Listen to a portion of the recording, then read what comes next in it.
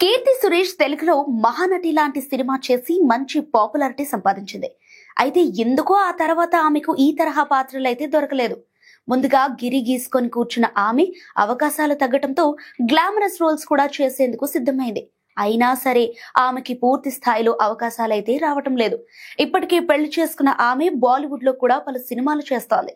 అయితే తెలుగు సినిమాల విషయంలో ఒక ఆసక్తికర అంశం వెలుగులోకి వచ్చింది. అదేంటంటే ఆమెను వేణు దర్శకత్వం వహించబోతున్న ఎల్లమ్మ సినిమాలో హీరోయిన్ గా అనుకున్నారట. నితిన్ పక్కన ఆమె నటించాల్సి ఉంది. కానీ ఎందుకో చివరి నిమిషంలో ఆమె నటించనని క్యాన్సిల్ చేసుకుంది. అయితే ఇప్పుడు ఆ సినిమా నితిన్ నుంచి దేవిశ్రీ ప్రసాద్ యాక్టింగ్ డెబ్యూ సినిమాగా మారింది. ఈ సినిమాలో హీరోయిన్ గా నటించమని కీర్తి సురేష్ ని సంప్రదించగా అందుకు ఆమె ఒప్పుకున్నట్లుగా సమాచారం.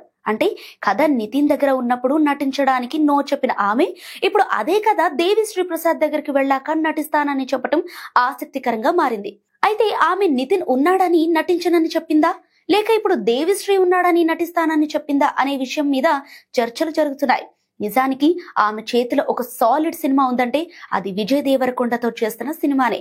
రౌడీ జనార్దన్ పేరుతో రూపొందుతున్న ఈ సినిమా అదే బ్యానర్ లో రూపొందబోతున్న ఎల్లమ్మలో కూడా నటించేందుకు గ్రీన్ సిగ్నల్ ఇచ్చినట్లే తెలుస్తోంది.